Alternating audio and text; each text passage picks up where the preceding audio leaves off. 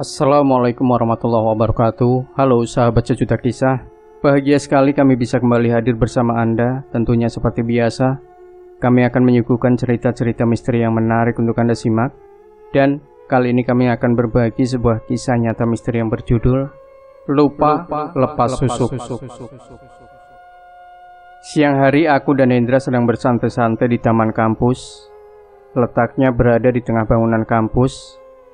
Di sana terdapat meja dan kursi yang terbuat dari semen. "Dra, Wildan mana?"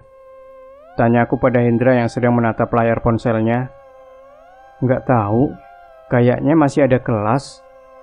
Aku chat kagak dibales," balas Hendra. "Oh pantesan, aku chat juga nggak dibales." Kuedarkan pandangan mengamati deretan kelas. Mataku tertuju pada sosok dari tadi mondar-mandir tak jelas. Siapa lagi kalau bukan si Dina, hantu genit kampusku. "Dra," panggilku. "Oi," sahutnya masih menatap ponsel di atas meja taman. "Kamu tahu si Dina?" "Dina?" "Iya." "Dina versi manusia apa setan?" "Setan." "Ya tahulah, kan dia setan legend kampus ini," balas Hendra. "Yang lehernya meletoy kan?" sambungnya. "Hahaha, meletoy. Ada-ada kamu, Dra." "Ye, kan kamu pernah bilang lehernya patah, jadi miring terus." "Bener sih, tapi kulihat Dina menoleh lalu terbang ke arah kami." "Tapi apaan?" "Dia mendengar gibahan kita." Masa?" "Iya, tuh, lagi berdiri di belakang kamu. Siang-siang gini ngapain? Kayaknya kesel dibilang lehernya meletoy. Tuh, dia lagi jambak rambut kamu. Pantesan leherku merinding. Suruh pergi, Mir." Aku menatap wajah Dina sambil tersenyum. Kesel," ucapnya dengan wajah cemberut. "Udah sana pergi," perintahku melalui batin. "Enggak." Dina masih berusaha menjambak rambut Hendra. "Dasar setan baperan," pikirku. "Apa?" Dina melotot ke arahku, tentunya dengan kepala yang masih miring 60 derajat. Bukannya serem, malah lucu. "Hus," aku melotot balik. "Kenapa kamu, Mir?" tanya Hendra bingung. "Nggak mau pergi tuh si Dina. Pengen ikut kamu kayaknya. Dendam dibilang lehernya meletoy," jelasku. "Kamu sih mancing-mancing ngomongin dia. Jadi gimana ini?" Hendra terlihat kesal. "Bentar, pakai cara paksa." Aku memejamkan mata, mempertajam indera penglihatan sampai menembus sebuah lemari. Di sana ada sosok yang sedang tidur nyenyak. "Bro, bangun," ucapku. Genderuwo berbadan tambun, berbulu lebat berwarna hitam kehijauan itu bangun dari tidurnya, membuka matanya yang berwarna merah menyala. "Apa, Mir?" balasnya. "Sini deh." Dalam sekejap si Tebo sudah sampai di kampus. Sontak si Dina yang melihat kehadirannya langsung mundur perlahan. Manggil gituan lagi," gerutu Dina. "Dia ganggu, Mir?" tanya si Tebo. "Sedikit." "Usir, Bo." "Kamu bukannya bisa ngusir juga?" Si Tebo malah balik tanya. "Bisa, tapi males." "Oh." Si Tebo mulai menggeram. "Pergi atau saya kepang lehernya," ancamnya. Dina yang ketakutan langsung terbang menuju toilet kampus, tempat biasanya ia tinggal. "Udah?" tanya si Tebo. "Udah," balasku. Dalam satu kedipan mata si Tebo sudah menghilang. "Udah pergi, Mir?" tanya Hendra. "Udah kok," balasku. Baru ngobrol sebentar, dari kejauhan terlihat Wildan sedang berjalan ke arah kami. "Tuh, pacarnya Dina datang," ucapku. Spontan Hendra menengok ke belakang, lalu tertawa. "Kenapa pada tertawa?" tanya Wildan kebingungan, lalu duduk. Ngomongin aku ya? Tanyanya. IGR. Enggak, balas Hendra. Abis dari mana sih, Dan? Lama amat diteleponin dari tadi. Kuliah lah. Kamu kira ngapain? Wildan ngegas. Oh, ucapku dan Hendra kompak. Kamu ngapain pada di mari? Mending ke aula yuk, ajak Wildan. Ngapain?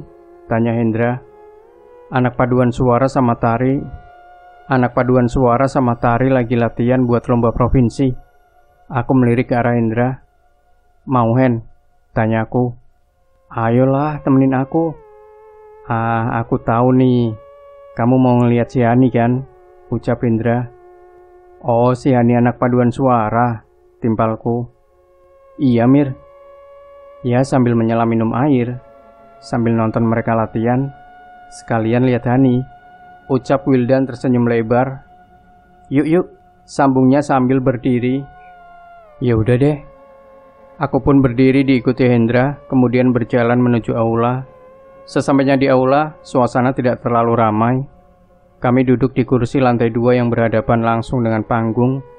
Mana Dan? Tanya aku sambil mencari keberadaan Hani. Mana ya? Wildan fokus menatap ke area dekat panggung. Pandangan menyisir setiap inci area tersebut. Tuh, ucapnya sambil menunjuk seorang wanita berambut pendek yang duduk di deretan kursi depan panggung. Belum latihan dia? Tanya Hendra. Belum kayaknya, masih giliran anak tari, balas Wildan. Anak tari sudah berjejer rapi di atas panggung. Tak lama musik tradisional mulai terdengar, mereka pun mulai bergoyang mengikuti irama. Kuperhatikan kedua sahabatku yang duduk di samping. Mereka sangat fokus sekali melihat penampilannya, sementara aku lebih fokus terhadap sosok wanita yang ikut menari. Gerakan tarinya berbeda dengan yang lain, pakaiannya pun begitu. Rambutnya terlihat berantakan. Aku sangat yakin dia bukan manusia. Kamu tahu gak sih? Di antara anak tari, ada cewek yang ikut nari juga. Ucapku membuat pandangan Hendra dan Wildan langsung mengarah padaku. Masa Mir? Tanya Hendra. Iya. Tuh, musiknya udah mati tapi dia tetap nari. Ucapku. Sosok apa sih? Yang jelas bukan kuntilanak. Terus apa? Mau kenalan? Enggak ah. Aku pun tertawa. Kayaknya sih semasa hidupnya penari. Penasaran aku pun memanggilnya. Ia pun terbang perlahan ke arah kami. Kini aku bisa melihat wajahnya dengan jelas. Kulit wajahnya terkelupas, sebagian mengeluarkan darah, sebagian lainnya mengeluarkan nanah. Ada lubang-lubang kecil di pipinya, dihuni oleh belatung yang tak berhenti bergerak. Ngapain manggil-manggil? Ucapnya marah. Enggak, cuman pengen ngobrol aja, balasku melalui batin. Kamu kentut Dan? Tanya Hendra. Enggak. Kamu ya Mir? Enggak. Kok tiba-tiba bau sih? Hidung sama mulut kamu kedeketan Hen, balas Wildan diikuti tawa. Aku pun hanya tersenyum, padahal itu bersumber dari si penari yang ada di dekat Hendra.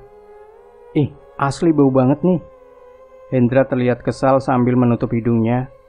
Maklum aja, dia gak pernah mandi, balasku sambil melirik ke arah si penari. Siapa? Tanya Wildan. Itu, cewek yang tadi nari di panggung. Sekarang ada di samping Hendra, jelasku. Spontan Hendra dan Wildan menggeser tempat duduknya. Pada penakut ledeku. Disuruh pergi Mir, pinta Hendra. Tadi Dina, sekarang begituan. Demen amat deket-deket aku, sambungnya. Emang aku yang sengaja manggil dia, balasku. Wah, parah, ucap Hendra kesal. Asli si Amir gak ada kerjaan, saut Wildan. Kutatap wajah si penari tadi, sepertinya ada sebuah cerita yang ingin ia sampaikan. Cerita semasa hidupnya sampai harus berakhir seperti itu. Kutatap wajahnya. Mbak, namanya siapa? Tanya aku melalui batin. Ratri, balasnya. Mbak Ratri ngapain nari sendirian di sana? Ya mau ikut aja. Habisnya seneng, rame, balasnya. Emang dulunya suka nari? Iya, Sebuah gambaran muncul, Ratri sedang berjalan menyusuri jalan setapak di sebuah perkampungan. Wajahnya cantik sekali, sampai-sampai beberapa lelaki tak henti-henti menatapnya. Ia berjalan menuju sebuah lapangan, di tengahnya ada panggung besar, lengkap dengan satu set gamelan. Saat namanya dipanggil, Ratri langsung naik ke panggung, diiringi sorak penonton yang didominasi kaum Adam. Wah, Mbah terkenal banget dulu. Aku memujinya. Iya, saya penari paling terkenal di kampung, balasnya dengan bangga. Bukan cuma terkenal, Mbak juga cantik banget. Ratri tersenyum membuat robekan di pipinya terlihat jelas. Sampai sekarang juga masih cantik, balasnya seraya mengibaskan rambutnya yang kusut. Enggak ah, jelek gitu, ledeku. Cantik. Seketika senyumannya hilang, berganti dengan matanya yang terbuka lebar melotot. Kenapa mukanya bisa begitu sih? Tanyaku. Enggak ah. Ratri tak mau menjawab, kemudian menutupi wajahnya dengan rambut. Tak lama, sebuah gambaran kembali muncul. Ratri masuk ke dalam gubuk. Di dalamnya sudah menunggu seorang lelaki tua. Sepertinya lelaki itu merupakan seorang dukun. Sebuah ritual dilakukan. Tak lama dukun itu memasangkan jarum di wajah Ratri. Orang-orang biasa menyebutnya susuk. Tidak hanya satu atau dua, Ratri memasang banyak susuk. Mulai dari wajahnya, perut, dada, hingga pinggul. Fungsinya untuk terlihat cantik, serat menarik perhatian pria. Dengan cara itu, pendapatannya sebagai penari bisa lebih besar. Oh, pakai susuk ternyata, ucapku.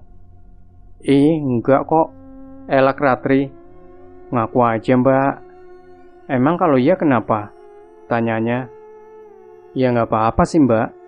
Pantesan aja mukanya jadi begitu. Balasku sedikit meledek. Sebenarnya aku juga nggak mau kayak gini. Kamu bisa bantu nggak? Bantu apa? Ilangin gatelnya. Balasnya sambil menggaruk-garuk pipi. Jangan digaruk terus, jadinya pada robek. Habisnya gatel, bantuin dong. Gambaran lain pun muncul. Kini sebuah gambaran yang menjijikan sekaligus menyedihkan. Ratri sedang terbaring di atas tempat tidurnya, berteriak-teriak minta tolong sambil menggaruk wajahnya yang penuh borok. Gara-gara pendatang baru itu, aku jadi begini, ucapnya dengan nada kesal. Maksudnya, ada penari baru yang ngasih minuman. Aku kira dia nggak ada niat jahat. Ternyata dasar wanita iblis. Jadi gatel-gatel ya, tebakku. Iya.